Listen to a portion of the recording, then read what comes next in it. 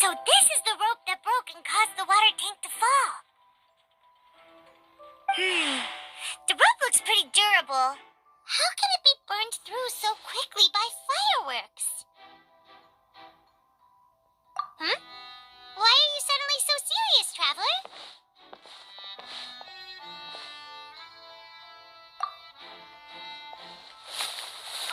Whoa! Look! This bit is made from different material! Most of it was burned away, but there's still a little bit of it left. Huh. So if a rope meant to hold something was made with that kind of material in it, then that means... Wait! Why don't you write all this down? Let's take notes!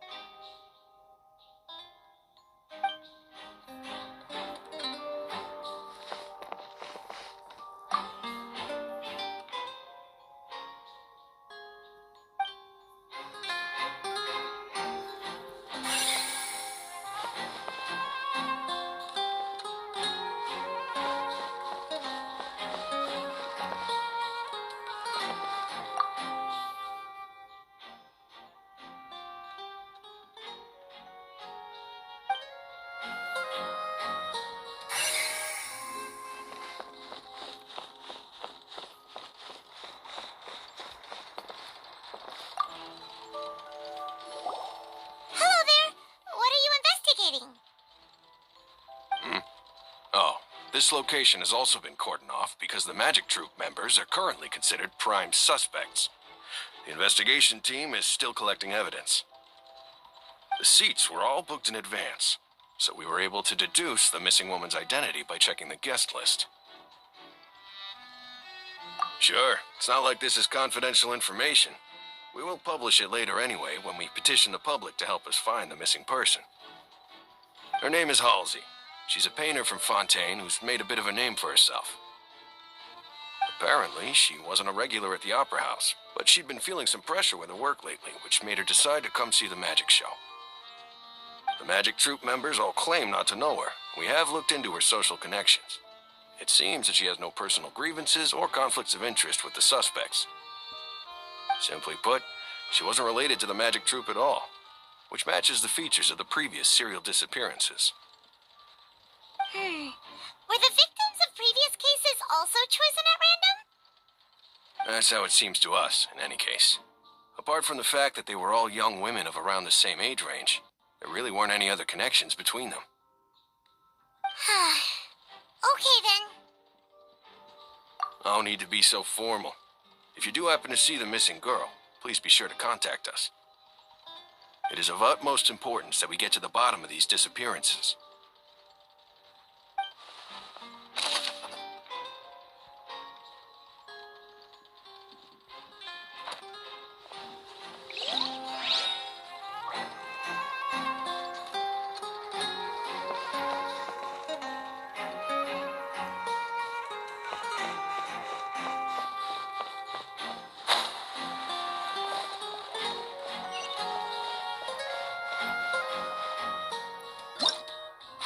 Whoever the this rope was obviously tampered with.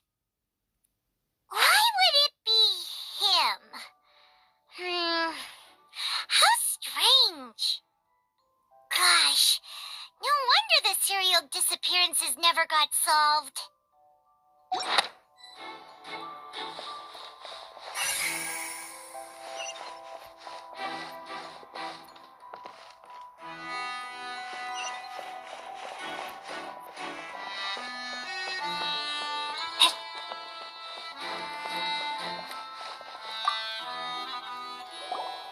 I see that you're investigating the area. Well, it just so happens that I'm interested too. If you find any new and interesting leads, be sure to share them with me, all right? We don't have too many thoughts yet. Then why don't I tell you my hypothesis first? The way I see it. And I'll start it with that loud thud. The thud? Oh, you mean the sound that happened during the countdown? Yes, exactly. It wasn't terribly loud, but I suspect that most people heard it. It's just that everyone was awaiting the results of Lenny's trick with bated breath, so no one paid it much mind. But now that the incident has happened, the thud has become an important clue. That makes sense.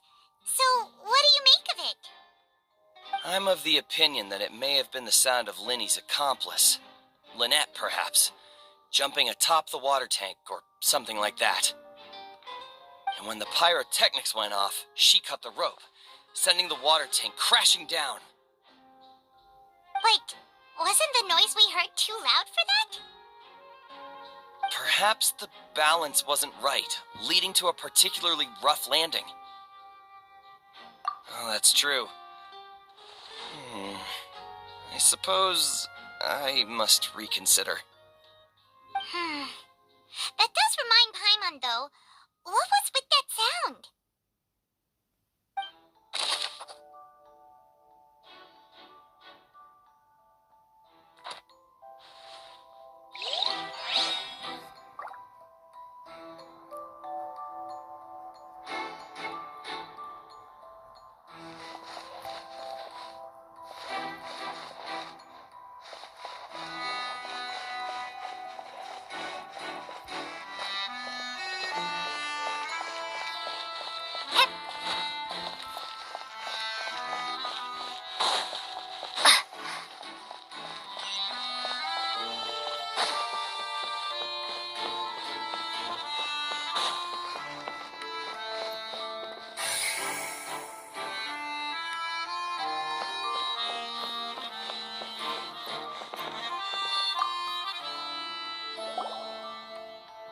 The investigation team has some new findings. Turns out there's an issue with the random number selector after all. See, I told you. What if the machine picked some big guy's seat? You think the murderer would have still made his move then? Sorry to interrupt, but we're helping Lenny and Lynette with their side of the investigation. What were you saying about the number selector? There's something wrong with it? You're trying to help them? That'll be a tall order. Lenny used the machine to pick a random member of the audience during his performance, right? The lucky girl that later disappeared. Well, we thought there might be a serious problem with the machine, so we had it taken away for further inspection. It turns out that the seat number it picked wasn't random at all. The machine picks that same number every time. I'm sure you already know that you have to make a reservation in advance to get a seat, regardless of whether it's a trial or some performance. In other words, Lenny knew who would be sitting where from the very beginning. That much checks out. Lenny reserved our seats for us, too. Bet you see why I was saying it'd be tough to make a case for Lenny. Even though it's bad for Lenny's case, Paimon had better write it down.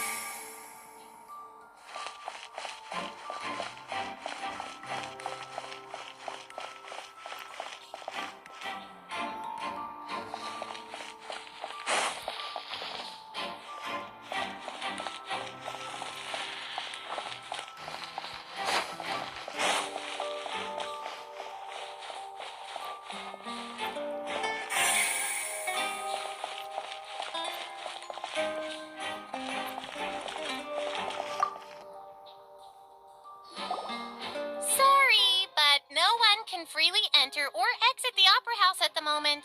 If you wish to leave, you must register your identity with us first. No, we're not leaving. We're representing Linny and Lynette as attorneys, so we're investigating the case. Were you always guarding this entrance? Yes, after the Chief Justice gave the order, everyone coming in or out must undergo a strict inspection. So, the missing girl couldn't have left from here. At least, not from that point on. I doubt there was much opportunity then, either. How can you be so sure, Well, because I was in charge of security near the entrance at that time. I couldn't see Linny's performance from here, which was quite a shame. Just my luck. But still, I did not abandon my post, and I stayed put no matter how loud the applause was. If someone had so much as even approached the door, I would have noticed it, let alone if they had tried to leave. We Melusines are good at that sort of thing, you know. So, it's safe to say the girl couldn't have left through here. All right, thank you for your help. This will be useful info.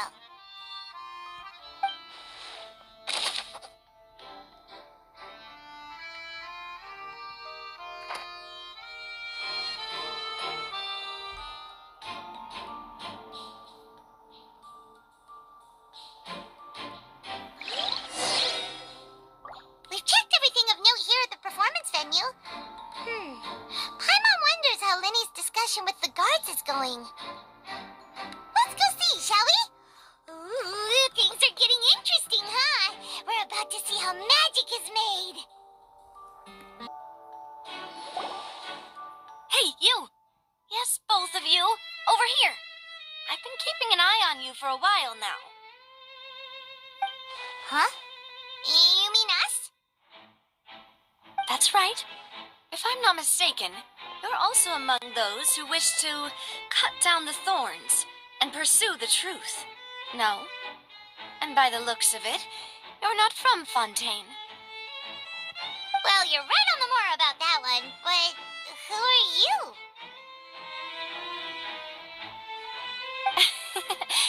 Have you never heard of the Spina di Rosula? From mediating disputes and providing protection to solving conundrums, you name it, Spina di Rosula does it. And I, Navia, have the honor of being its renowned president. Though those who play by our rules call me boss. I'm Silver, her attendant. Pleased to meet you. And I'm Melus. Demoiselle's various daily needs and affairs are under my purview. Huh? Boss? Demoiselle? What gives with the names? Well, I am the second generation president. Melus and the others are still used to my previous title. My apologies, Demoiselle. Should you prefer, boss, I will endeavor to use that instead. No, no need. You don't have to call me boss. Just Navia is fine. Okay, if you say so. Not that we're members of Spina di Rosula anyway. All merely trifling details. Never mind. Now, back to the situation at hand. That's right. I've always kept an eye on the serial disappearance cases.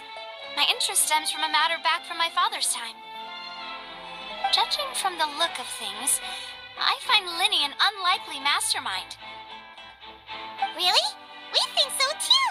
That's why we're looking for clues now. But how did you come to that conclusion? Intuition, naturally. My unparalleled intuition. Farina sure was quick to point the finger at Linny without any decisive evidence whatsoever, wasn't she? But that's not uncommon for her. If you remember, the justice had to interrupt her and ask if she was pressing charges just to keep her from getting carried away. Anyway, a trial begins the moment someone levels charges. And, of course, there was no way Farina was going to back down in that situation. Sounds more like you just don't trust the Hydro Archon. Well, what's your opinion? I must admit that she can be interesting at times, but liking her doesn't mean that I'll blindly agree with her. All right, I've answered your question. Now, it's time you answer mine. Wait a minute, did that answer count? Well, I say it does. But don't worry, you won't hear any pointless questions from me. In your opinion, do you think it's right to treat a trial like it's an opera? Well? And why would that be?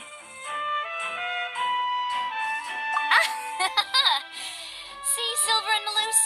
I told you they'd be different. Most astute of you, demoiselle. I too think that the traveler's response was most excellent. No matter how wonderful the script or how fervent the audience's expectations may be, the trials that go on stage here must be based in fact. And if that can be done, boss, then... All right, that's quite enough, Maloose. Anyway, I like your answer. You pass with flying colors. Now, I need to make some preparations, following which our joint investigation shall commence. You two shall be my assistants. Wait! Since when did we become assistants? Huh? Oh, well, I can be the assistant, sure. Or your companion, if you like. I'm really not that fussy. That's more like it. Far be it from me to brag, but I believe that Demoiselle's intuition will be instrumental in uncovering the truth. You wish to save a friend from false accusations, and we wish to unravel the disappearances. In this sense, our goals are aligned. You have a point. You're quite the talker, aren't you, mister? And what about you over there? What do you think? You seem like you've got something on your mind. I have nothing to add. Oh, alrighty then. We'll be making some preparations first. Just be sure to let us know if they start revealing Linny's tricks. Thanks!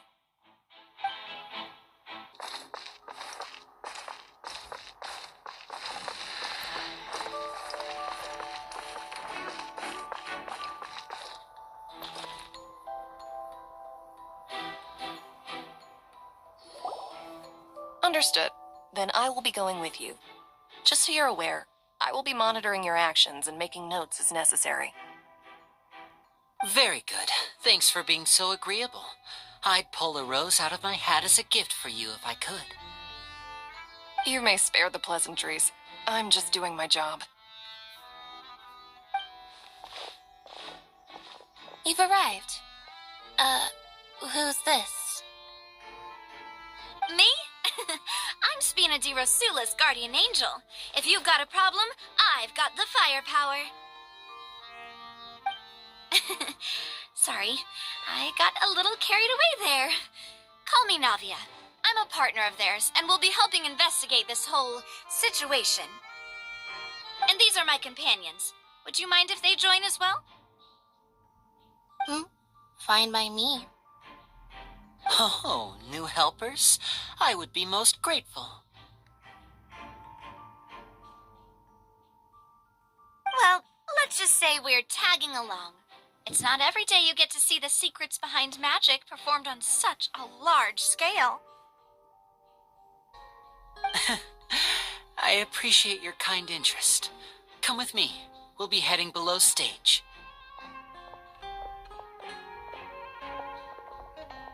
Huh? Below stage? Yes, a world of secrets is hidden beneath this magic box, prepared specifically for this switcheroo trick. But before I reveal everything, you should have a look first. Notice anything strange here?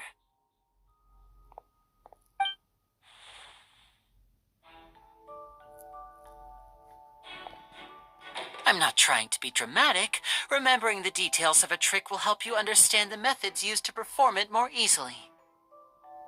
Huh. Weren't there balloons and other decorations here? Where did all that go? Ah, good eye. That said, you're still far from discovering the answer. The back? You mean the inside of the door? What's different about it? Paimon didn't notice anything. Very good indeed. I thought you might not be able to catch that, given that you were sitting in the first row. The back of this door was patterned. Those patterns are now gone, replaced by a smooth wooden board.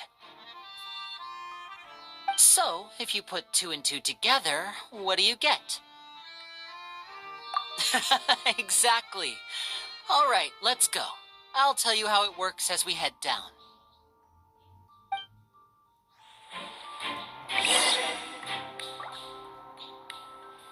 Oh, so there was a passageway under the magic box! I knew you'd figure out most of it as soon as you saw this place. The 2 magic boxes are positioned right above the 2 entrances of the tunnel. See this flatbed trolley? The box with the lucky audience member in it would be shuttled over to the other side using the trolley. This trolley can raise and lower and even rotate, ensuring that the box will face in the right direction. I see. So that's the purpose of the box inside another box. Precisely. The inner box would descend after the audience member was put inside and be moved along the trolley, all while the outer box would remain on stage as if nothing had ever changed. So that's how you did it! Once the box was lowered, the trolley would store some energy through this device here, with which it would complete the rest of the steps. The audience member would only be able to feel some slight movements in the dark, and by the time she walked out, she would already be back on stage. Right! You were talking that whole time, and you even came out for a moment near the end! Ah, yes. A phonograph operated by Lynette was used to achieve that effect. My assistant and I had already scripted our conversation beforehand. When the countdown began, I had already gone to the opposite box via a tunnel using that ladder. And what about Lynette? Where was she? I was in the mezzanine space in the back of the box. Oh, interesting! That's how we were able to coordinate Linny's lines with the assistant. And, by the way, I was the one who walked out of the box at the end. I mean, we are twins. All it takes is a change of clothes and no one can tell who's who. And that's my favorite part of this trick. Only Lynette and I can perform it. So that's how it all worked! Wow, every detail you revealed was more amazing than the last! Lynette would briefly walk out of the box and then go back in, jumping into the tunnel and escaping before the box on the trolley could finish ascending. And then I walk out of the other box in the audience area, and the trick would be complete. The operative word here being would. But as you saw, Cal was in the box, not our audience member. She, on the other hand, mysteriously vanished. We really don't know how that happened. If not for that interlude, this would have been an astonishing trick. I probably never would have figured out how you pulled it off. And yet, to think that someone was able to use this magic trick to commit a crime. Could we have a look around? I think we can come up with some more leads. This is the scene of the crime, so Linny and Lynette are not permitted to stay here. I'll escort them back up. Yes, of course. No need to be so strict now. I won't disappear into thin air, you know. Thanks, everyone. We're counting on you.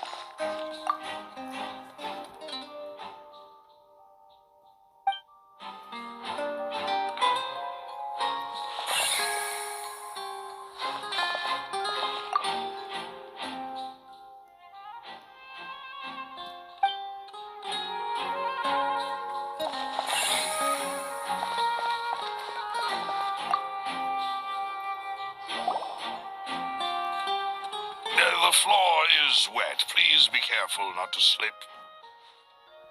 Speaking of which, why would there be water here?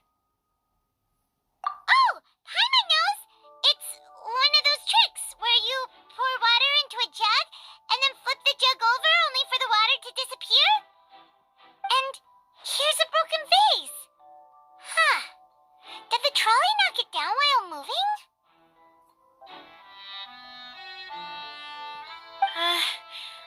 That can't be.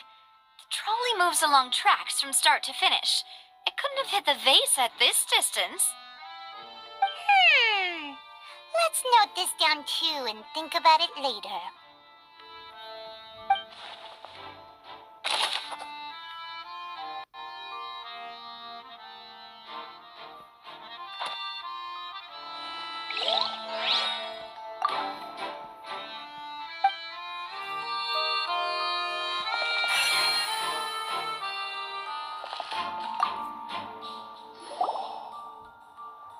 Oh, these are the clothes that the lady chosen from the audience was wearing, right? Her clothes are here, but she's nowhere to be found. Right. And do you really need to do that if you're kidnapping them? Ugh, this is so confusing. Paimon doesn't want to be a detective anymore.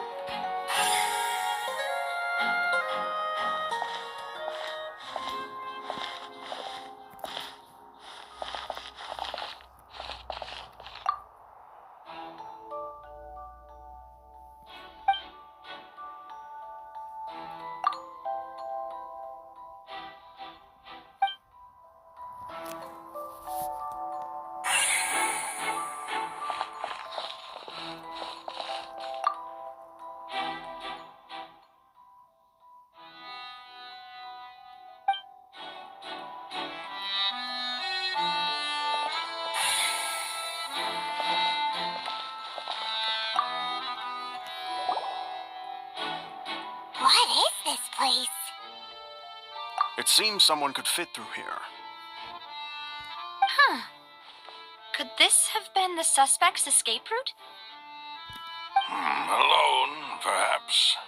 But if they had to pull another person with them, the space would be too narrow. But there are no other ways in or out of here. Oh, you're right. Let Paimon write that down.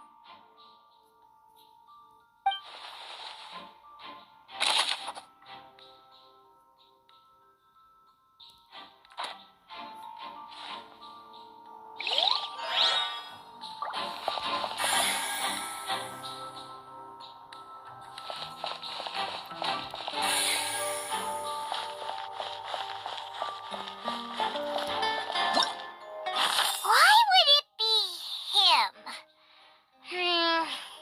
How strange.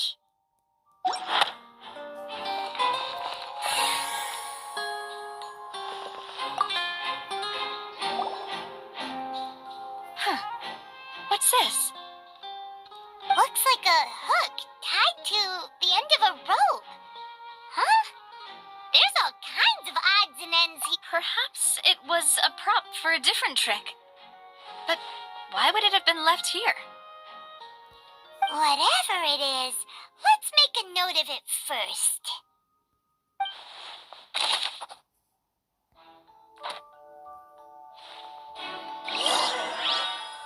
Seems we're just about done investigating down here. Yes. Let's head back up.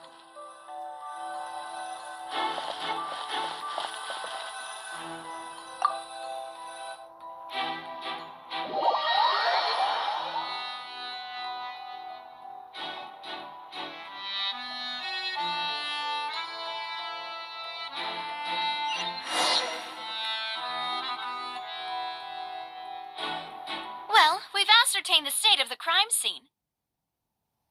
Let's find a place to sort out our findings once Malouse returns. Seems to me that there are several things that don't add up here. Apologies for the wait, demoiselle.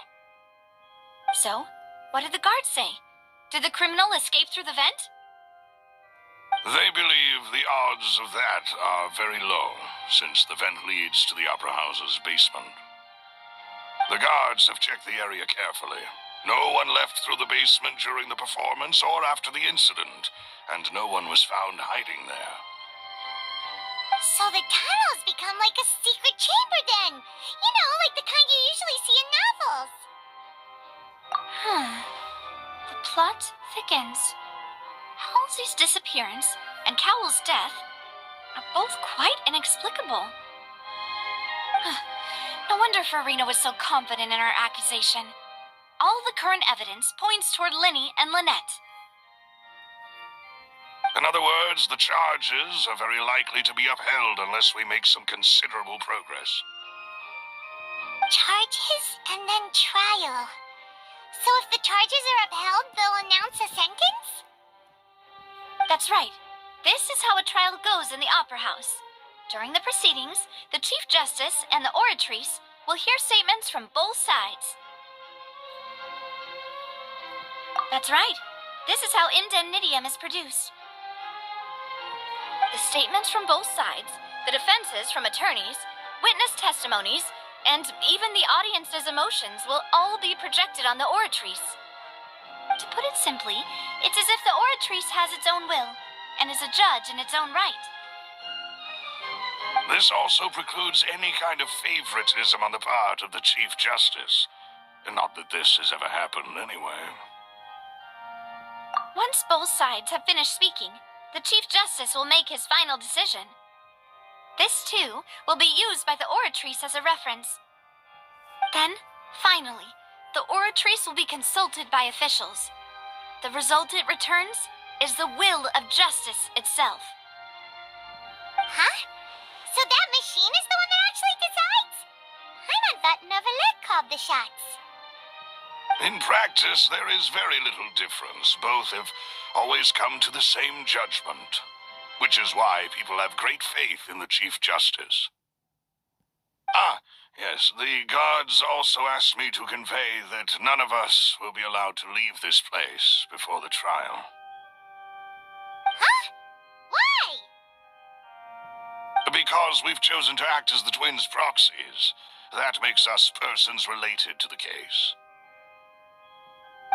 They're concerned that we might be colluding with outside parties, or that we might find outside help to disrupt the case. And even if that were not so, it could prove problematic if we happen to spread key information about the case ahead of time. I'm ready to break out at any time.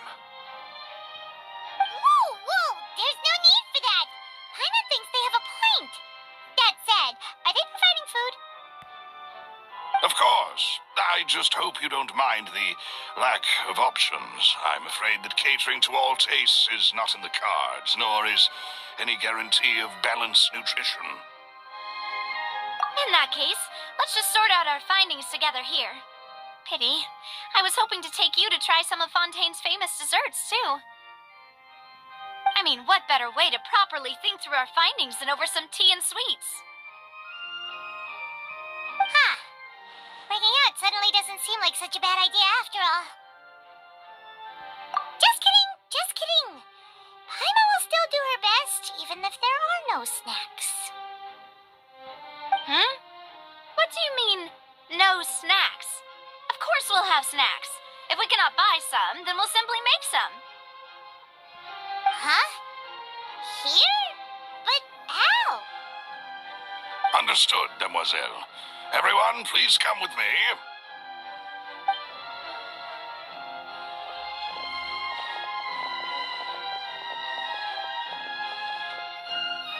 Wait, you're carrying a portable stove with you? Yes, I must be prepared to meet the demoiselle's baking needs whenever the fancy strikes her. I have eggs, sugar, and almonds at the ready. Good work, you two. Then I'll get to it. Please sit tight for a moment. You'll get to taste my awesome snack soon enough. These three are quite the interesting group.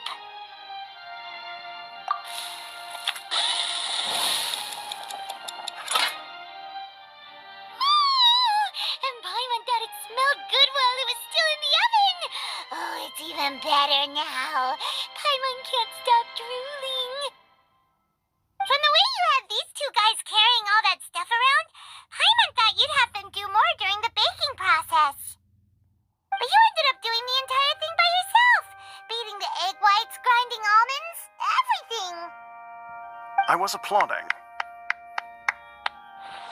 And I was giving encouraging smiles. Paimon was just thinking, aren't you worried about getting your fancy dress dirty beating egg whites and baking like this? Well, I don't think it's carved in stone anywhere that fancy ladies can only read books, sip tea, ride horses, and play the piano. I just really enjoy making snacks. Don't underestimate beating egg whites, by the way. It's a real arm workout. You also need to beat them to just the right consistency, or your macarons will crack. Anyway, give these a try, fresh out of the oven. There's 3 for each of us. Only 3?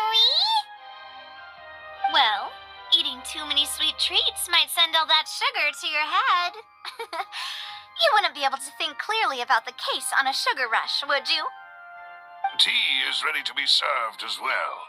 This is Demoiselle's favorite, strong black tea with a floral fragrance that clears the mind and lifts the spirit.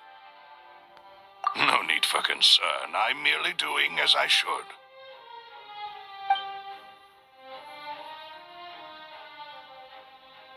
All right, then.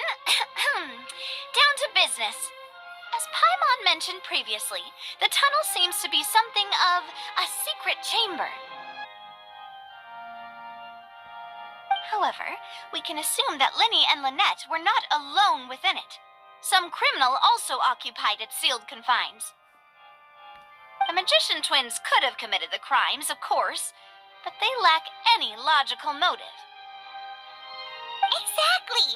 Why would they do such a thing right when everyone was watching? The flower vase and the thud we heard during the performance could indicate some altercation between Halsey and the criminal in the tunnel, resulting in the shattering of the vase, the discarding of her clothes, and her abduction. Perhaps the criminal thought that since she was chosen from the crowd, she would be too easy to identify if she was still wearing the same clothes. Paimon thinks that makes sense, but the real trouble is... True. None of the clues we found thus far support the existence of this third person. But the only people left to consider are both technically victims, whether it's the missing girl, Halsey, or poor Cowell. Huh. Could Halsey have secretly made modifications to the magic props in order to murder Cowell before making her escape? That's right. And even if she had tampered with the setup, she would need to understand the entire trick to pull it off. Nor does she have any motive. The guards said that she has never had any dealings with the magic troop's members. Were we not thorough enough in our search? From the sound of things, this is turning into an impossible case. Your macarons are amazing, though, Navia. They smell great. They're nice and crisp and super sweet. They are my specialty, after all. And I see you've already had 5 of them. What? 5? Oh, that can't be right.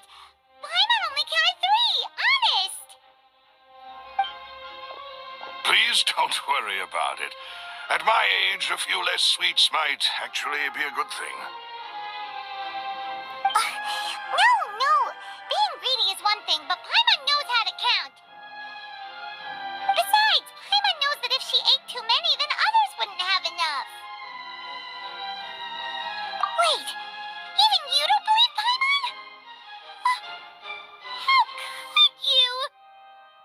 If Paimon ate those 2 extra macarons, then may they turn into stone in her stomach! right, we get it.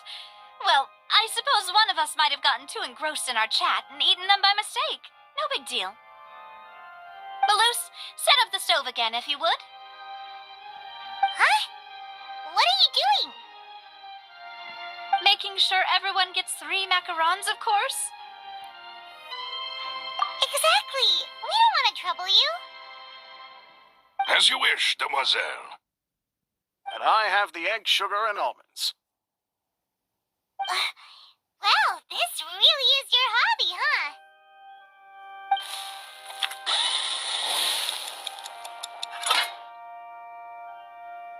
Well, that's it for snack time.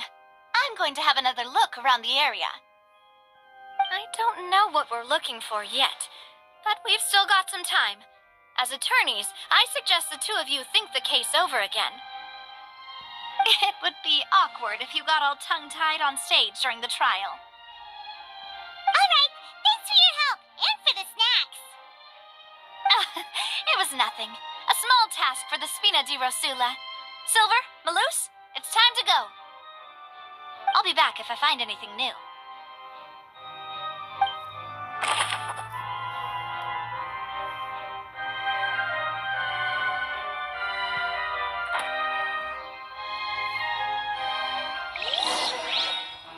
All right, it's time to put our heads together. We've got to get our defense ready for the trial. Oh, it's probably going to be a long and difficult case. There's no point in worrying about that now. We just need to prepare. Here, take Paimon's notes. They should help you review the situation.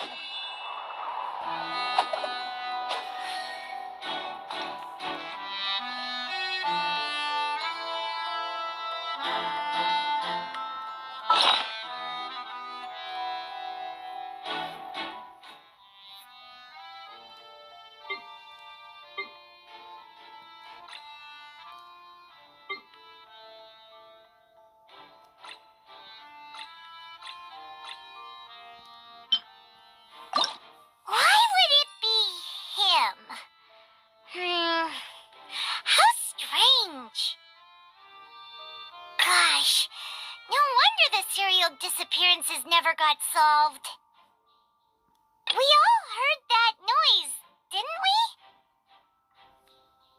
The performance would not have been visible from where the doors were guarded. If Paimon were on duty, she would have snuck back into the audience seating. Well, there was no chance Paimon could have seen that the box had 2 layers. And that's why only the 2 of them can perform this trick. There was no third person.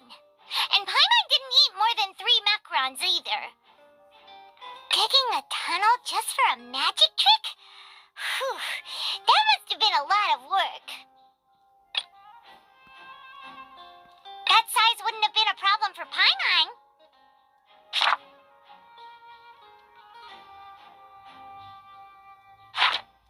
Whoever the murderer was, they must have made preparations well beforehand.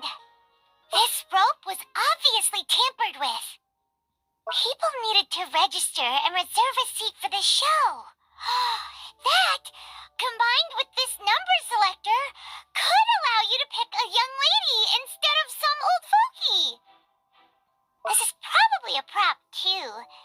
Oh, looks like it could hook onto a lot of things. Like the traveler's fishing rod. This flower vase is probably a prop for the show. But it also could have been used in the crime. Paimon doesn't get this at all. You think about it for a bit, traveler.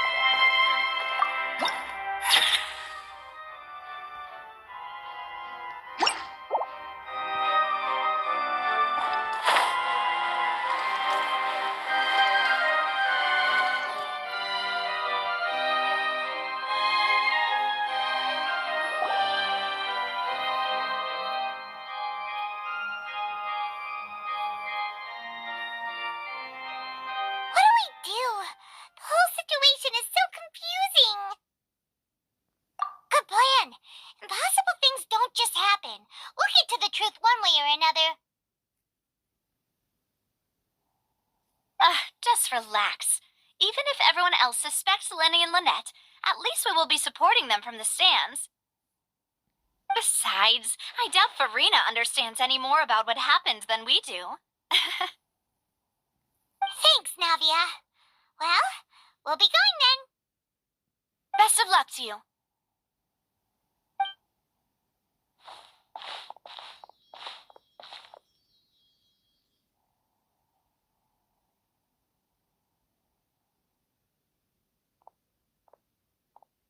Ah, finally, you're back.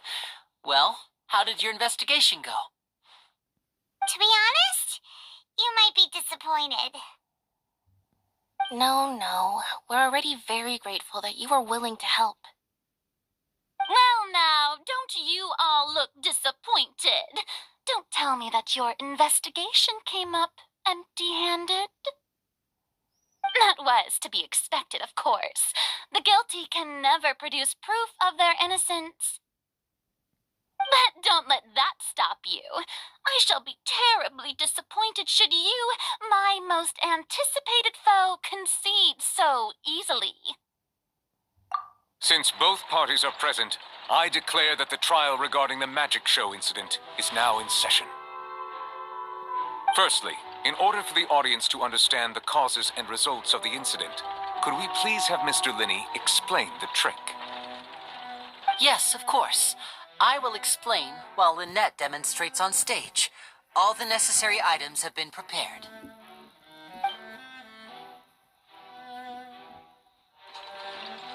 Thank you, Mr. Linney. In that case, I take your statement to be that you ran to and remained hidden within the magic box in the audience stands once the trick began, and thus could not have committed the crime. Is this correct? Yes, that's correct, Your Honor. In that case, I call upon the prosecution. Lady Farina, do you wish to refute his statement in any way? Why, of course I do. Allow me to take the first shot and break this case wide open. Mr. Linney is clearly lying. There is no way you could have been in the box the whole time if you were to abduct Halsey and murder Cowell. In fact, I'd say you were hardly in that tunnel at all. That is simply your hypothesis based on the presumption that I'm guilty. Oh, is that so? And if I may ask, what did you hear while you were inside your box? The roaring countdown of the crowd, of course. That's how I kept track of the time and built anticipation for the finale. And you didn't hear anything else at all? Nothing that might leave an impression of any kind? No, nothing. I see. But when the count reached 30 seconds or so, there was a thud. One so loud that I believe practically everyone heard it. Huh? Hey, hang on.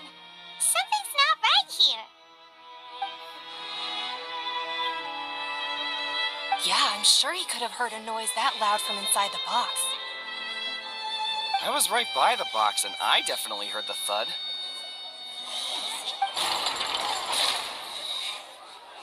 Look at those scales. Could those mean... Well then, ladies and gentlemen, allow me to use the words of the magician himself. You never know what can happen in the blink of an eye. Indeed, it seems his alibi can also collapse in the blink of an eye. Of course, I have armed myself to do far more than smash your alibi. Confidence cannot go unfounded, and my foundations are rock solid. Tell me, aren't you and Lynette actually from the House of the Hearth? The House of the Hearth?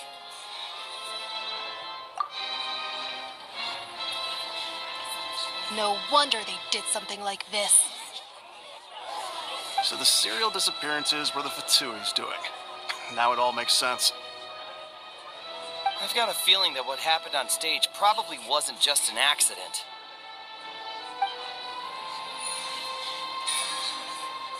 That's irrelevant. Our identities have nothing to do with what happened. Indeed. Then perhaps you could tell us everything that happened during that 1 minute. Your first priority is to prove yourself innocent after all. I'm sure there is little that needs to be kept secret now. Unless your script already has holes in it.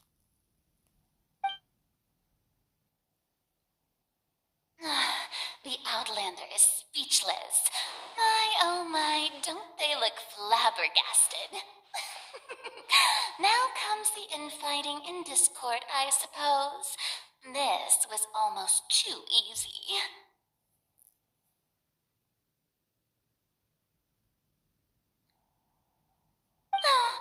Good thing I made all those preparations. Seems the all-nighter I pulled last night is really paying off. Hey, Lenny, why didn't you tell us this before? Order! Order! Mr. Linney, allow me to re-establish the facts. Lady Farina has raised 2 points. First, when the thud was heard in the Opera House, you were neither in the box nor the tunnel. Second, you and Ms. Lynette are both members of the House of the Hearth. Are these claims true?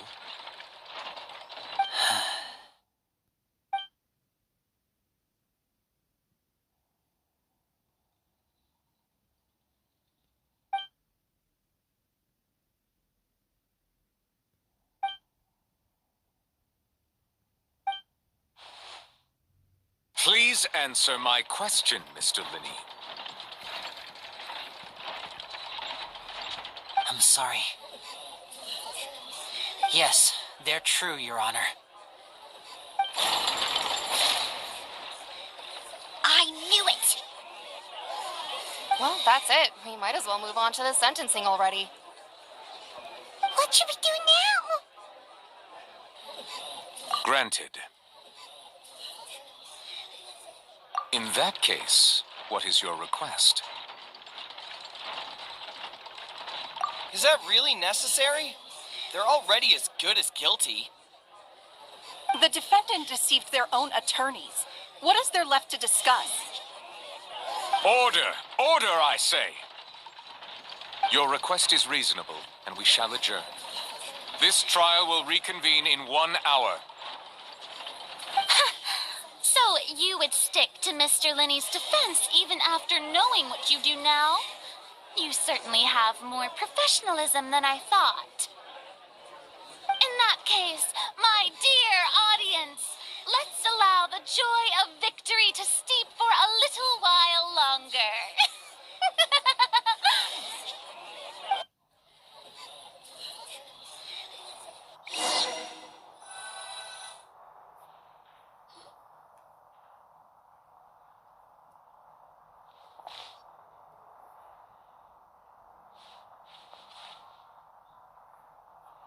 Well, this is awkward. I didn't think the Hydro-Archon would dig all that up. I'm sorry, Traveler and Paimon. Yeah, sorry. Paimon doesn't know where to start. We trusted you two. We based our entire reasoning on the assumption that you weren't bad guys. Not to set the wrong tone or anything, but Paimon's really mad. I'm very sorry. I know you're angry, and reasonably so, but please, let me explain. I know you've clashed with the Vitui several times before. I wouldn't be surprised if just hearing the word is enough to make you upset. But our organization is very, very large, and the Harbingers have very different personalities and goals.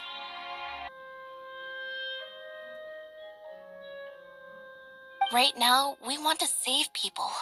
As many as we can. That's right. I'm sure we're on the same page when it comes to this nation and the disaster that its people might face. I knew if it weren't for our respective identities, we could become good friends. That's why I didn't wish to flat out lie to you, but chose to hide some details instead. The truth is very important, but being completely transparent about everything would see us spending more effort than we need to. Right. So, you be the judge. Heck, if I were you, I fear that I'd even struggle to trust me at this point. You met a Fatus who works as a magician, a trickster by trade. All by coincidence, too. But still, I'm asking you to trust me. I am no criminal. At least, not in this case. Sorry. Please forgive us. Well, you both say that, but... Right, let's hear your answer first, and no lies now! Of course. I'll answer any question you ask. We've been trying to find out how the Oratrice operates. We want to know why it has a consciousness. Why can it deliver sentences accurately? During our investigations, we learned that the machine's core is beneath it. From that moment on, Lynette and I have been designing this box swap trick with the objective of getting close to the core. Is that why you needed a whole minute? That's right. In truth, the audience would take about 75 seconds to count down from 60, while I would only need 15 to get to the opposite box. So, after jumping into the tunnel, I accessed the Opera House basement via the vent, and went to investigate the room in which the core is stored. That air vent was created during the construction of the tunnel specifically to execute this step. Well, nothing. As soon as I reached that room and was about to investigate, I heard someone's voice. Which should have been impossible, of course. I was quite certain that I was the only one in the room. That voice seemed to recognize me and tried to speak to me. I chose to err on the side of caution and retreated the way I came. On the way back, I saw the broken vase and the clothes on the ground, but the countdown was almost finished, so there wasn't time to give it any thought. After that, the homicide occurred just as you saw. Well, that explains why you didn't hear the thud. Because of that prophecy I told you about, of course. We must know all we can about this nation's secrets in order to deal with that prophesized crisis. That's the only way we can save everyone. So, there you have it. The whole truth. I swear, I didn't hide anything from you this time. It was never my wish to proceed under this cloud of mistrust either. But, like I said earlier, you can be the judge. If you want to leave because you don't trust the Fatui, there's nothing I can do to stop you. Well, Traveler, you decide. Paimon will follow your lead however you choose.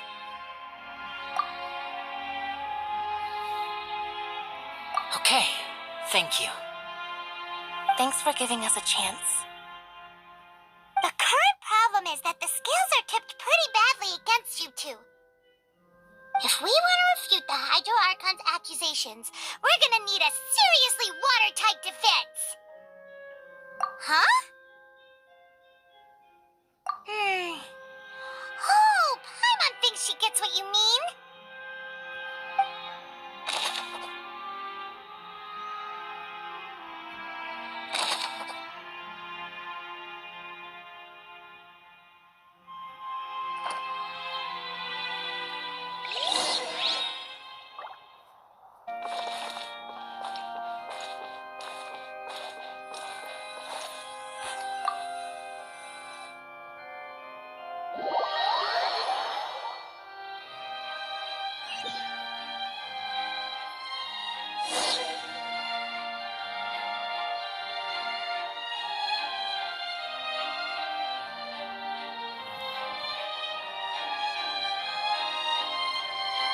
Both parties have returned to their positions. Let us continue the trial. When last we left off, Mr. Linney acknowledged the new evidence presented by Lady Farina as fact. Therefore, Lady Farina may continue stating her reconstruction of the events. That took long enough. Now then, if everyone would lend me their attention. At this stage, let's revisit that scene from Linny's perspective.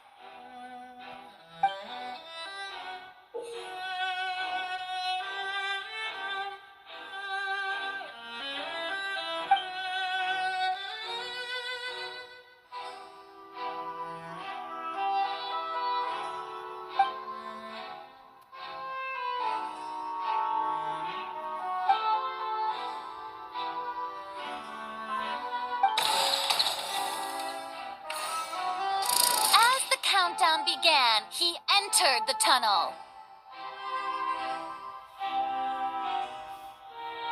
When the flatbed trolley passed, he opened the box and got into an altercation with Halsey, which caused the loud thud.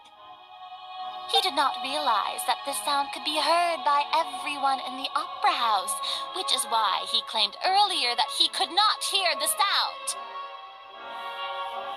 Finally, he used the vase to knock her out, before making her change clothes to prevent others from recognizing her. At this time, Cowell arrived in the tunnel, having heard that strange noise, and caught Linny red-handed. So Linny proceeded to knock him out too before stuffing him into that box. Afterward, Linny passed the unconscious Halsey to his accomplice through the magic box in the audience stands, before operating the devices such that Cowell's death would be ruled an accident. And there you have it. That's the truth behind what happened. Does the defendant's side have any objections to Lady Farina's description of the events? The key to refuting Lady Farina is the order of events. What Linny experienced and what he saw.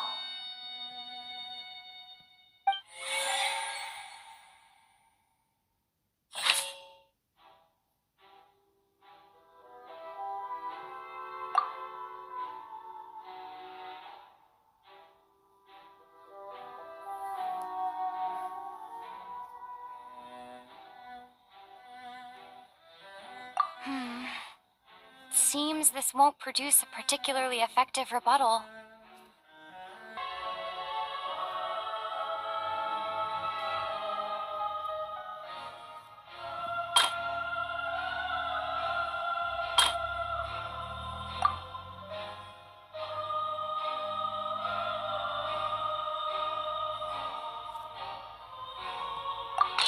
According to Linny, he left via the vent after entering the tunnel.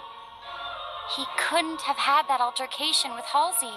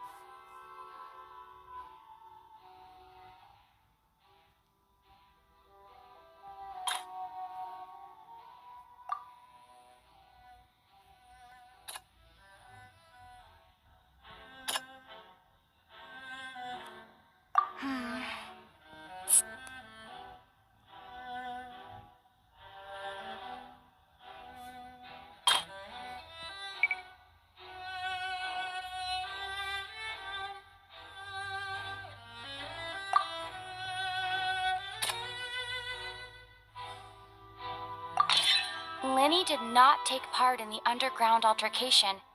He only witnessed traces of the aftermath.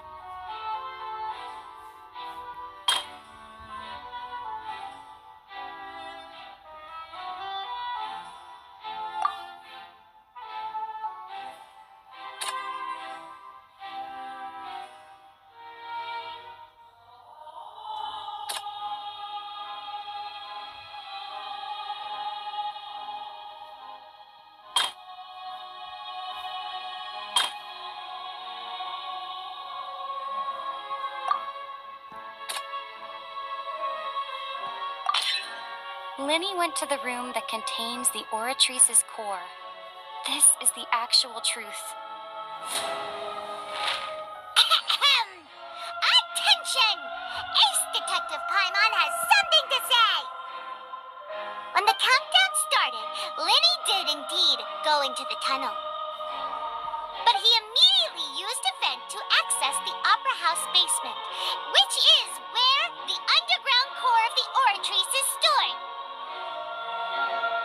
Once he reached that area, he heard a voice in what should have been an empty room. Since he felt something was amiss, he returned immediately. The crime scene had already developed by the time he reached the tunnel again, and in order to complete the magic trick, he did not remain there for any length of time. Finally, he reached the surface, and that was when the accident happened from his point of view. Therefore, he's innocent.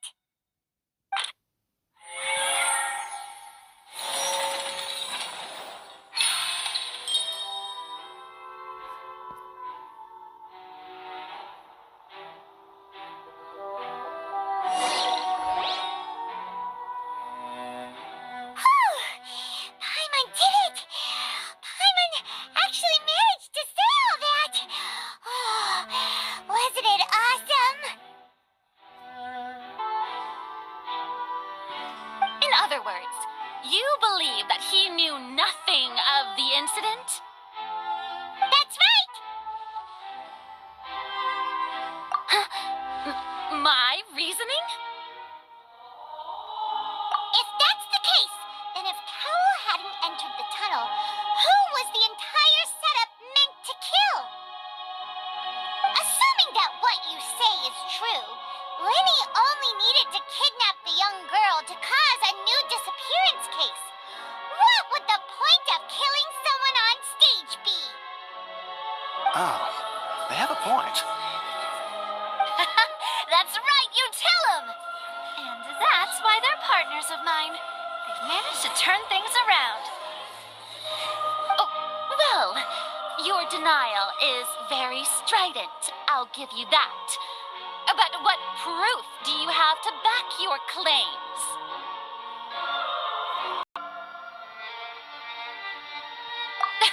Of course I do.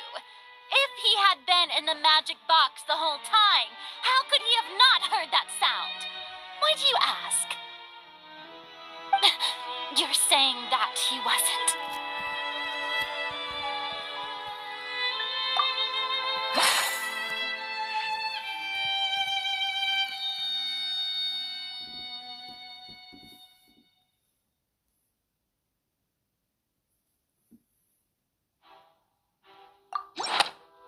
Are you sure we don't need to give this more thought? Paimon thinks there's something off here.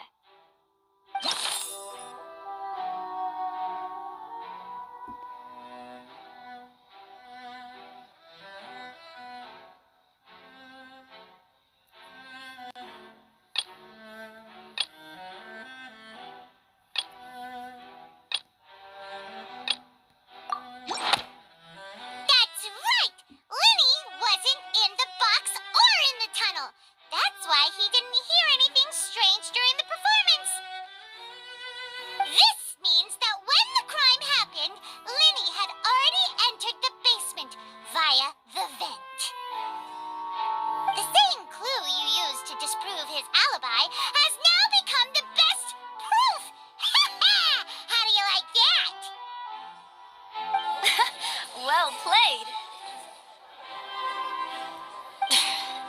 To think you'd use such logic. Well then, if it wasn't Linny who committed the crimes, then who was it?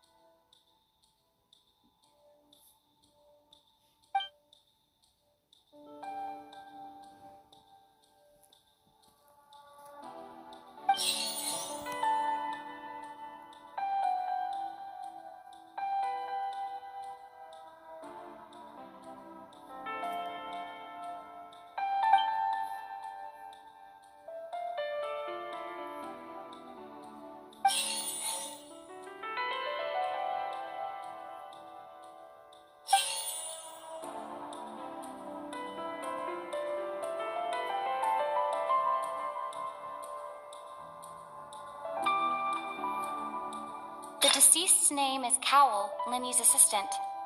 He would have been able to tamper with the equipment.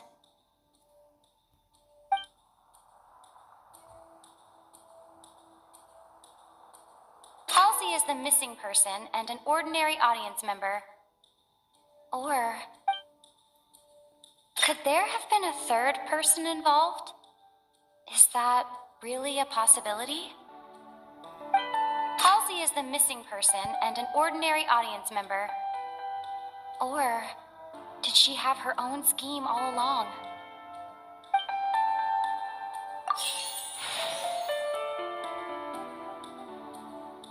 Could there have been a third person involved? Is that...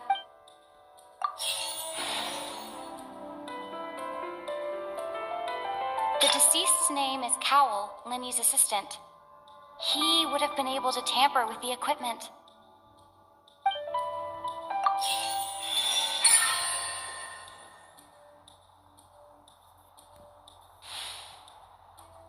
Huh? That can't be right. Are you serious?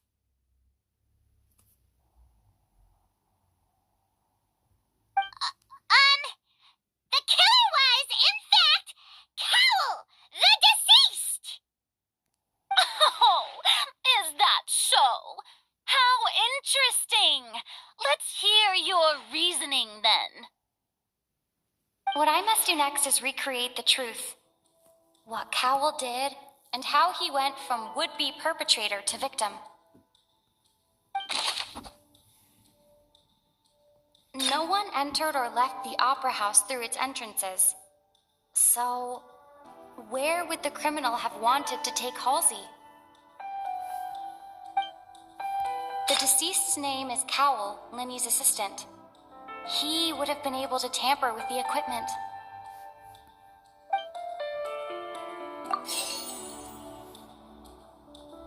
The deceased's name is Cowell, Linny's assistant. He would have been able to tamper with the equipment. The deceased's name is Cowell, Linny's assistant. Linny was not in the tunnel at that moment, which gave our criminal ample time.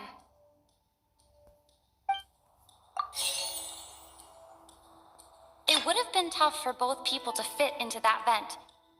They would likely have bumped into Linny as well.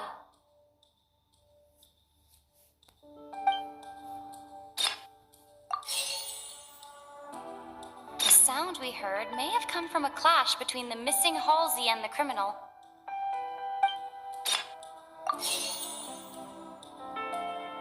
The deceased's name is Cowell, Linny's assistant. No one entered or left the opera house through its entrances. So, where would the criminal have wanted to take Halsey?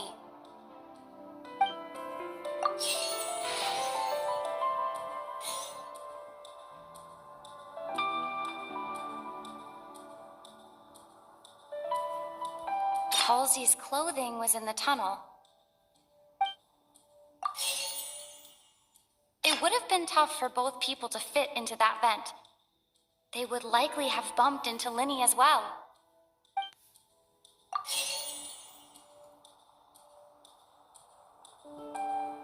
The sound we heard may have come from a clash between the missing Halsey and the criminal. The deceased's name is Cowell, Linny's assistant. The sound we heard may have come from a clash between the missing Halsey.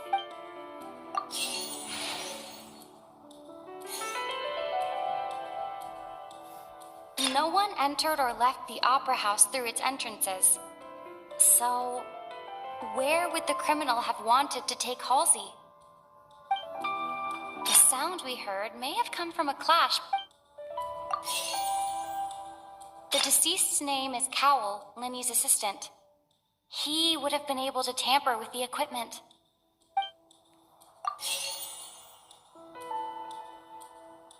It would have been tough for both people to fit into that vent. They would...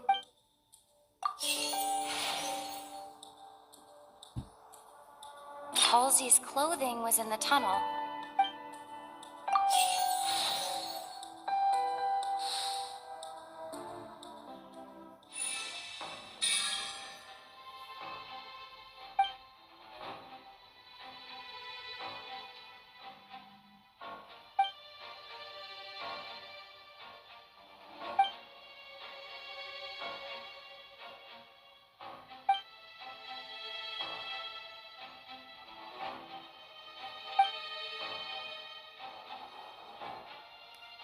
What's wrong, Traveler? Are you still having trouble figuring things out? I see how it is. So this was all just a bluff. And here I thought you had something to show for it. But it seems you're still far from the truth. Look, since we're at a dead end, why not consider a different track? Just like the trick as it transpired, the end result must have been utterly different from the magician's initial design. If only we knew how Halsey disappeared. Well, that would be nice, but the tunnel only has 3 exits, and none of them seem very likely. And it's not like this is a magic trick where you can just make a real live person disappear. You know, like you did from that water tank, Lynette.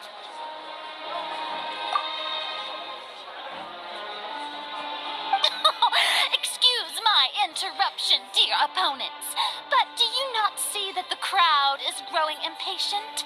There is no greater sin in this opera house than an awkward delay in the performance.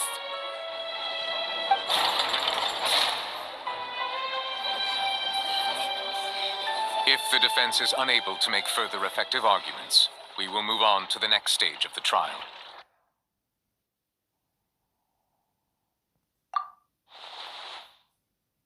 Lenny was not in the tunnel at that moment, which gave our criminal ample time.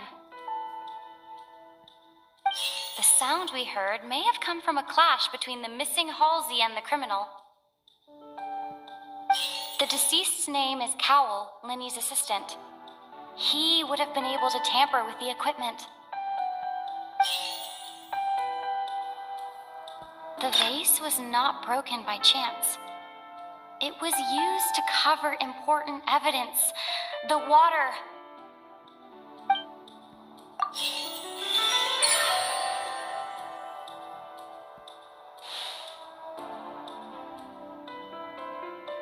Oh, Paimon gets it!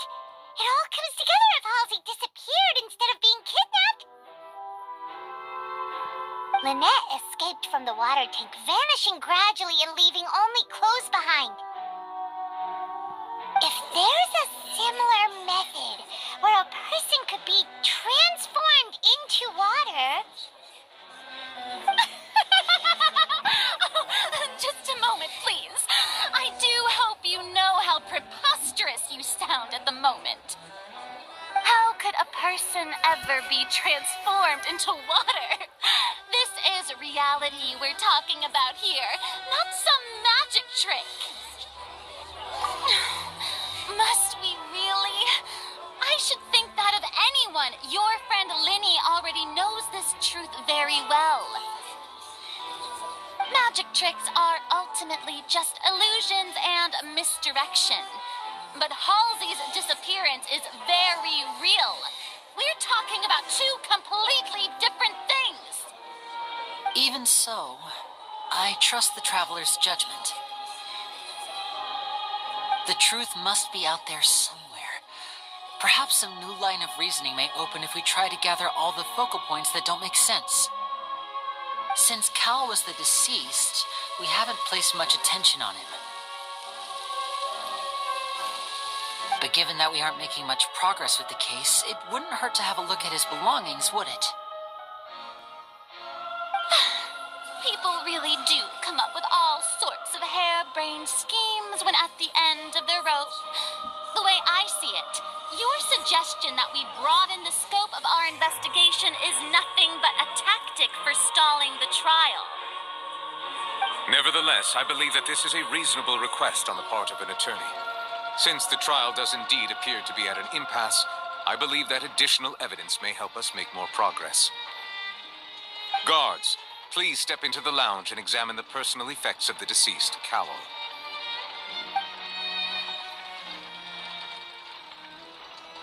We are still examining the items, but we have already made critical progress that we feel must be shared with everyone post-haste.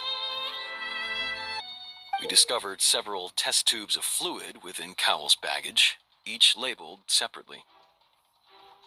The notebook in his backpack claims that these fluids are water from the primordial sea. The primordial sea. The note's contents also indicate that Cowell belonged to an organization that sells illegal drugs and that he had an accomplice. The notebook has many entries concerning safe usage of these fluids, in which the keyword dissolve appears many times. One of these tubes was labeled Opera Epiclese, along with yesterday's date. It is empty. The notes also state that these dissolution properties work exclusively on people from Fontaine. It's likely that Halsey was chosen as some sort of test subject. As such, we believe that the defense's hypothesis is, in fact, supported by sufficient evidence. You gotta be kidding! People dissolving into water? Could something so ridiculous actually be true? Wait a moment. This reminds me of a certain prophecy, but it's just a coincidence, isn't it? Huh. If people can become water, does that mean that the water tank's real use was as a means to hide water stains? And if Cowell was targeting that girl... Wait just a minute. Could that mean... You two, with me, quick! Demoiselle, wait! What about your partners? Let's go. Just trust me. Order! Order! It is undeniable that further examination of the deceased's personal effects has yielded some surprising results, but we cannot yet verify the veracity of these clues.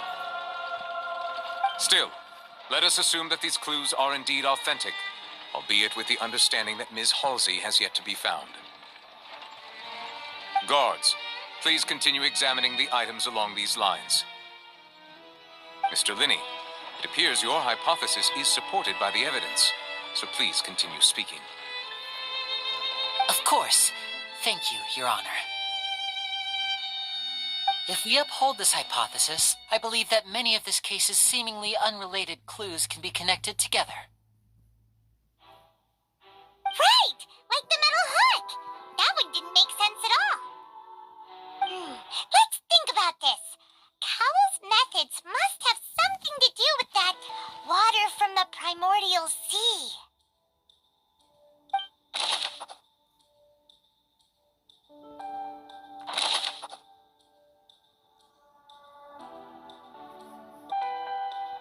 The deceased's name is Cowell. Now it seems like the hook rope was not meant for another magic trick. The water from the primordial sea should already have been prepped.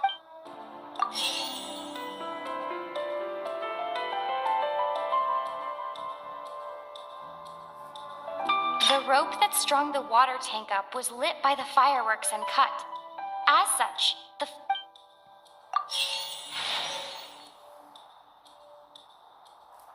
Lynette was in the magic box on stage the entire time.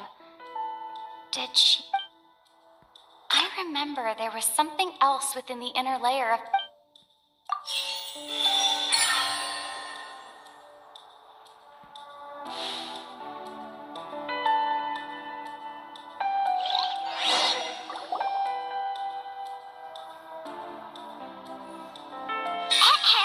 It's Ace Detective Paimon's time to shine again! In the original plan, Cowell would tamper with the water tank rope and the number selector securing his target. When the magic box containing Halsey was lowered, the metal hook would retract gradually and pierce the balloon at the top of the box. When the balloon attached to the box popped, the water from the primordial seed inside it would pour down and dissolve Halsey. Afterward, Cowell would enter the tunnel and break the flower vase to conceal the water inside the tunnel, with the remaining evidence being covered up by the water tank on stage. But he encountered something unexpected in the tunnel and wound up being fatally hit by the same water tank he meant to use to cover his tracks. Huh. That does make sense. That actually links together a lot of the more confusing pieces of evidence.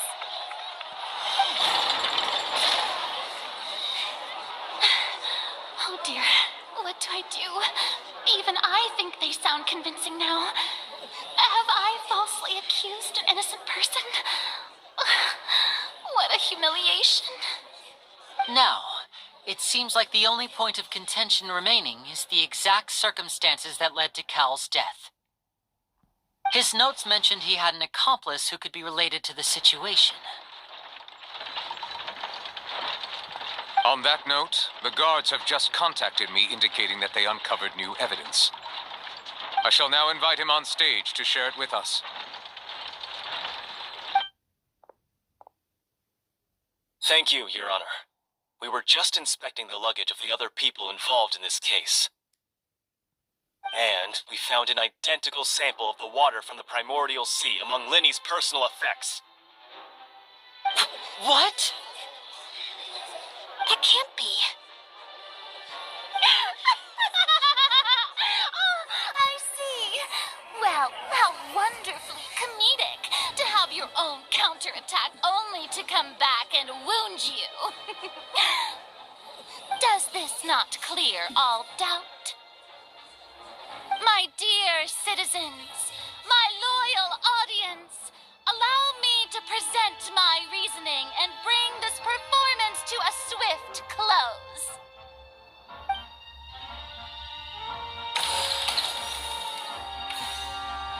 Linny did not need to take part in the dissolution of the young woman at all.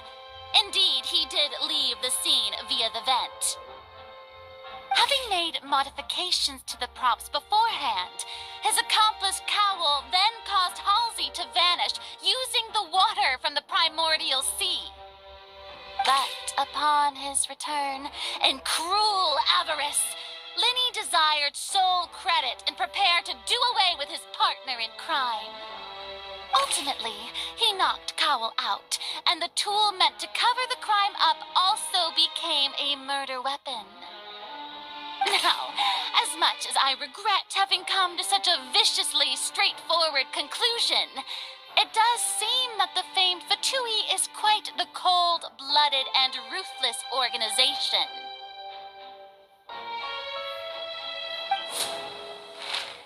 Am I right, Mr. Linny? We've used up all the evidence we collected. There's no way for us to make a rebuttal here. Is this the end of the road?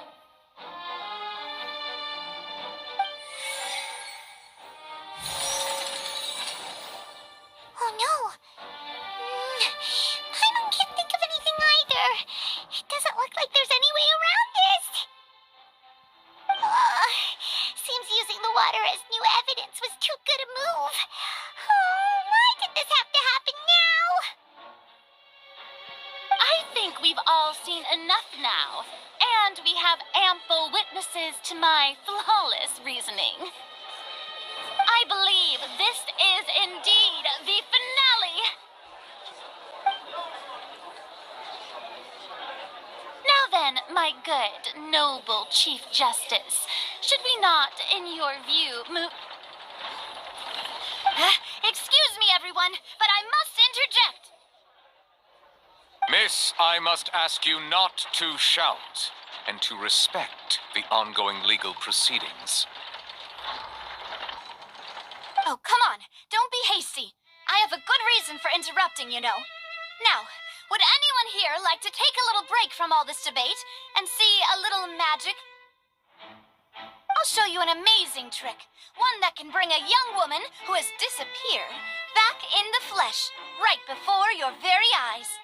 Please, do the honors, Mr. Linny, if you would be so kind. What in the world is she saying?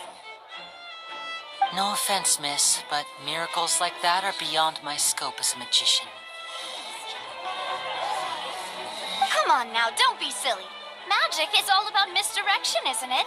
It often conceals the truth while presenting a fascinating illusion. But once everyone believes the illusion, can't magic reveal the truth to them once again? And wouldn't such a trick be the most marvelous finale to today's performance? Come on, Lenny and Lynette. Give it another go. Don't worry. Spina di Rasula has made the necessary arrangements on your behalf. But, as the magic makers and stars of the show, I think I should leave the final performance to you. I understand.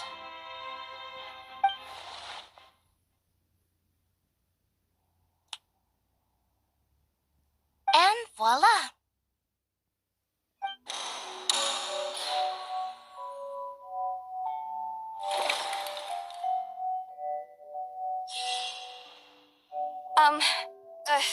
Sorry for the interruption.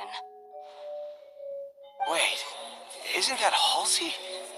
So the whole thing about people dissolving wasn't true after all? To be clear, I'm only here because this person told me that if I testified, the merit of doing so would lessen my sentence. I was hiding outside this room listening to the proceedings because I was afraid that I would be the one put on trial. I was just feeling happy that no one had noticed me, and then before I knew it, she caught me. That'll teach you to underestimate us three. Where should I begin? I'm sorry. I'm the one who killed Cowell. I admit it. What? Why? Firstly, my name isn't Halsey. It's Lillian, and I'm originally from Mondstadt. I heard that Linny's show was going to be a real thriller, but I missed the chance to buy a ticket, so I stole one. That's how I make a living. I steal stuff here and there, and I'd never been caught before. But I was noticed at the harbor a few days ago, and I barely got away. Lenny was the one who caught me in the act. Hey! No wonder you look familiar. So you were the thief! Liddy even mentioned that you were pretty skilled. Well, and I thought that would have been the end of it, but then the number selector chose me. He even mentioned the Fortress of Meripede. That's a prison, isn't it? So you can imagine how shocked I was. I thought he was on to me for sure. So I played along with the show while looking for an opening to flee, but then I got water poured on me for no reason, and then someone jumped into the tunnel to nab me. I wasn't going to take that lying down, so I knocked him out and stuffed him into the box. There was nowhere to run from there, though, so I had to change my clothes and hide in a box containing performance costumes. I slipped out after the first guard arrived at the scene and continued hiding inside the opera house. Can a person even hide in there? But I swear I didn't know that the water tank would fall down. Really, I swear it. Had I known that, I wouldn't have put him in the magic box. I may be a thief, but I'm no killer. Well, that makes everything pretty clear now, doesn't it? This time, we need to tell the entire story from Lillian's perspective.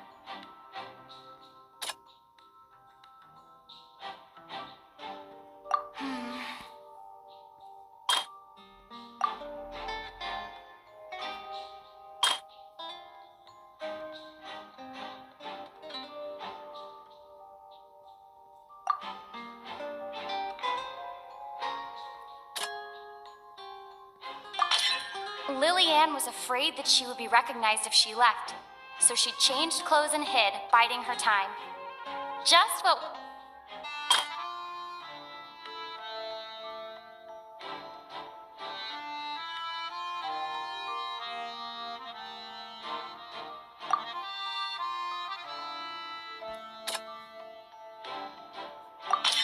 The strange sound wasn't from a fight.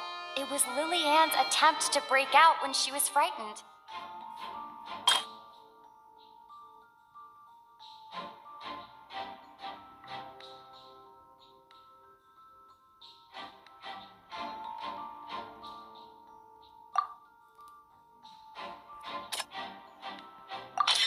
The flower vase was not broken to cover anything up, but was smashed during the struggle between Lillian and Cowell.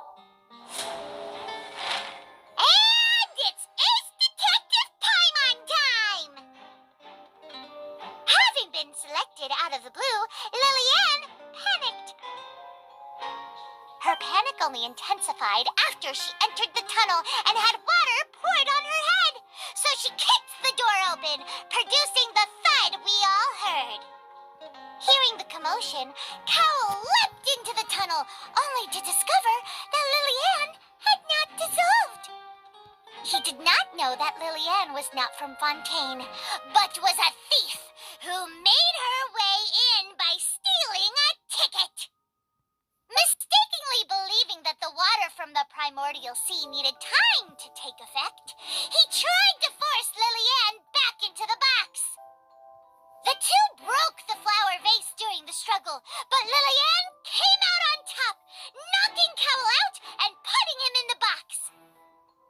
With no way of escaping, she changed her clothes and hid in the costume trunk until the performance ended.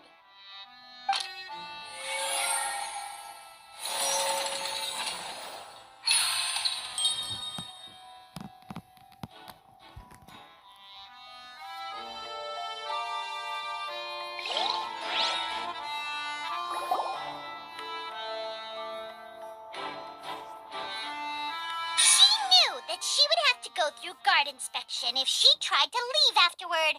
So, she has been trapped in the Opera House these last 2 days. She had already become desperately hungry by the time we were chatting over macarons. So, she swiped 2 of them right under our noses. Talk about a sneaky thief. At this point, all the events that happened in the tunnel have now come to light. Ah, so that's the whole story. Bravo! Bravo! Now then, Lady Farina, do you wish to speak against the defense's statements?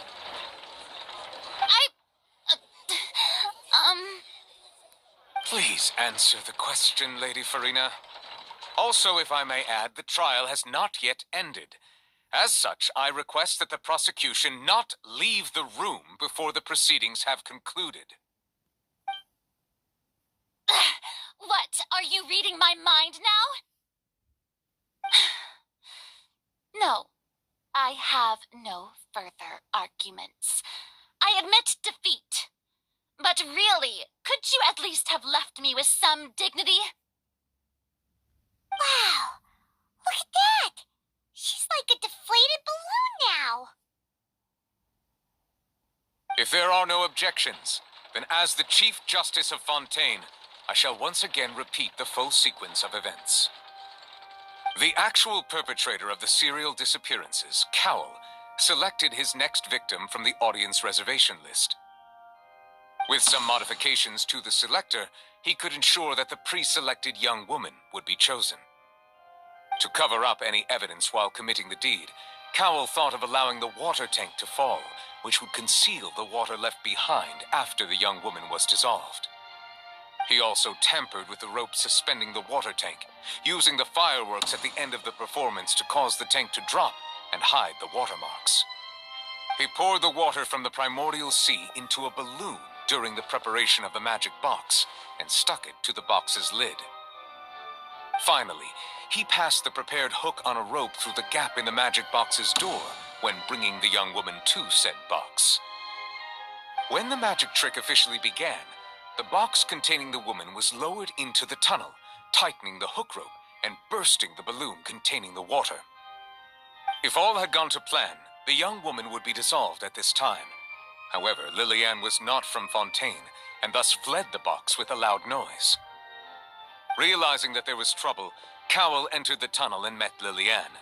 Thinking that the waters had not yet taken effect, he decided to proceed. However, his opponent was more capable than he thought, and he was overcome, knocked unconscious, and placed into the magic box, and thus became his own final victim. Lillian, according to her own statements, then changed clothes and hid until the performance ended, before hiding in other parts of the opera house.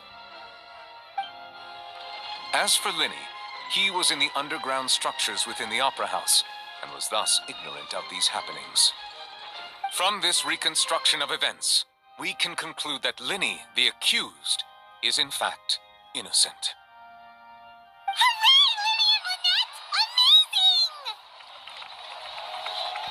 While there is much in Linny and Lillian's conduct that should still be investigated separately, this case, at least, can be handed over to the Oratrice to make the final decision.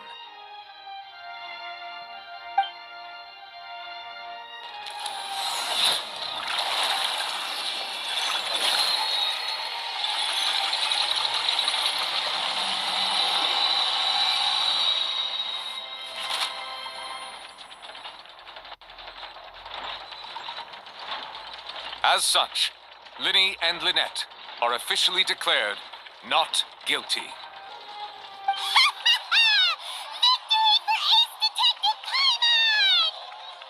Great work, partners. Thank you all. Thank you so much. Next, I think we deserve an explanation, Guard Vaughn. How did you find the water from the primordial sea in Linny's baggage? Right! Your discovery caused me to make a serious mistake, you know. Or was that not a discovery, but false evidence that you dared to bring before this court? I suspect that the accomplice mentioned in Cowell's notes was not Linny, but you, yes? I'm sure you know what you must do to lessen your sentence. Speak quickly, unless you want to earn yourself a one-way ticket to Coupon Town. I was just following orders. We were supposed to place blame for the serial disappearances onto Linny, and thus cause suspicion to fall on the Fatui. The higher-ups said this was the best opportunity to do so. And now that your plan has fallen through, and the secrets of the water have been revealed, you have become a liability to said higher-ups, yes? Therefore, you would be wise to tell everything you know, and seek the protection of the guards. Yes, I'll tell you everything I know. Our boss discovered that the water can cause people to dissolve. It can also be made into a potion, which when extremely diluted, can cause people to experience unforgettable exhilaration. We've been in this business for a while now, and have made decent more off it. The disappearances were also the boss's idea. I mean, this is the boss we're talking about.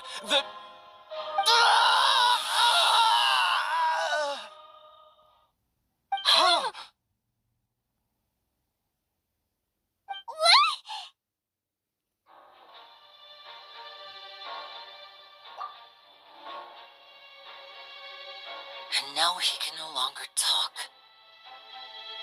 Such ruthlessness. I shouldn't have expected any less of them. An outrageous act. All present, please submit to inspection immediately.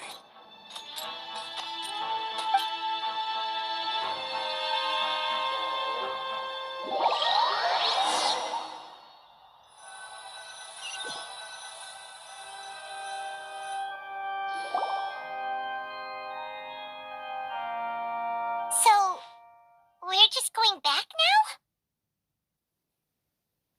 That's true, but Traveler, Paimon, please wait.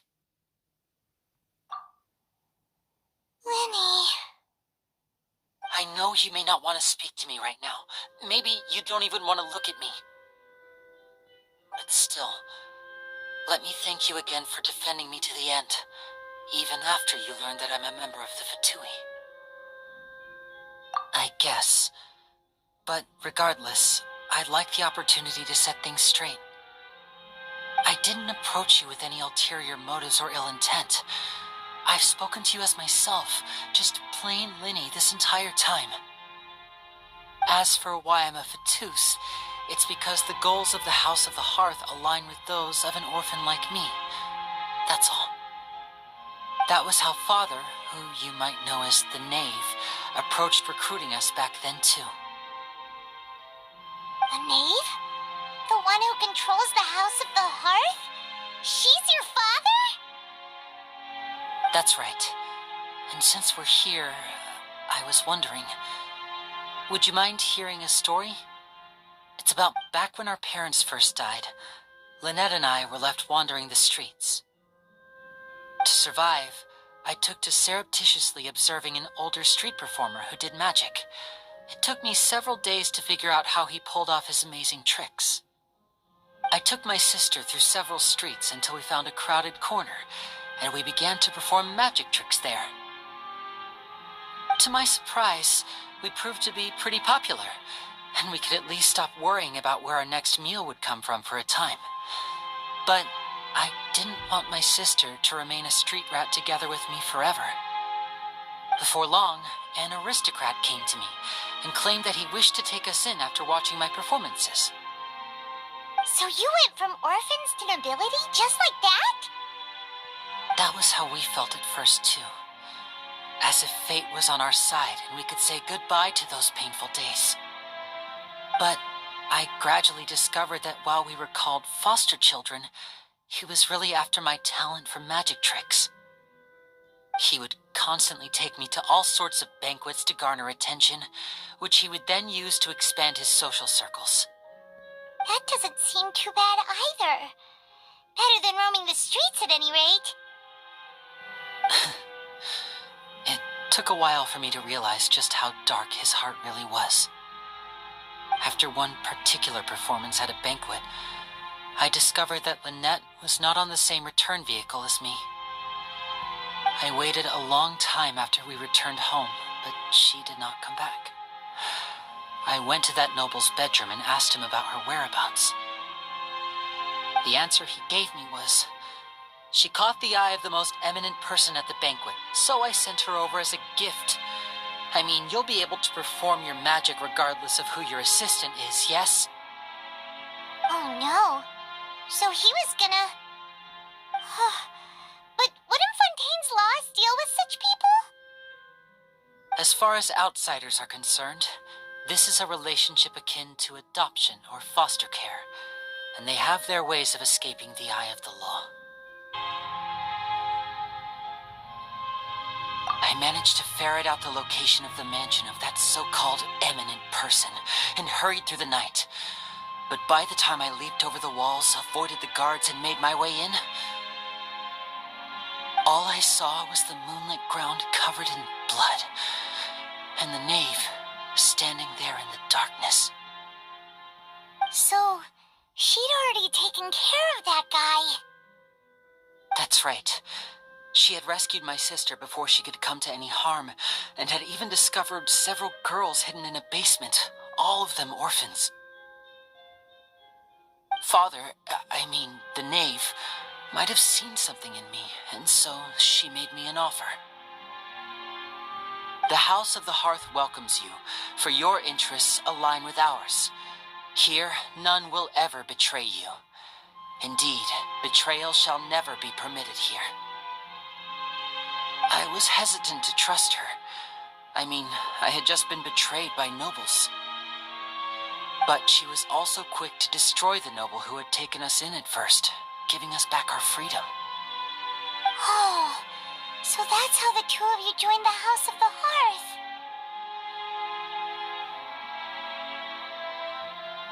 She has her own plans. She has gained permission from the Sarita to first use the Gnosis' power when she obtains it. She plans to use it to find a way to break the prophecy and save Fontaine. So, she believes in that prophecy too? That's right. The whole House of the Hearth is currently working to combat that crisis. Today's case has also proven that people from Fontaine can indeed dissolve into some sort of water, thus further supporting the prophecy. Everyone at Hotel Bouffe d'été, including the Knave, has their roots in Fontaine, and we will always defend our homeland. To us orphans, the only connection we have left to this world, apart from our family, is our homeland.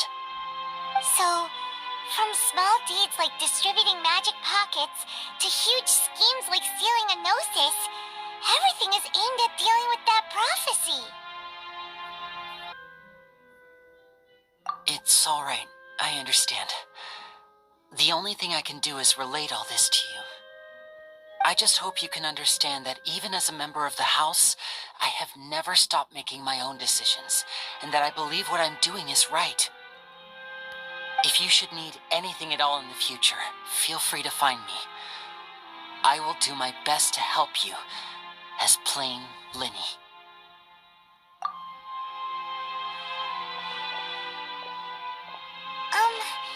Bye, Linny!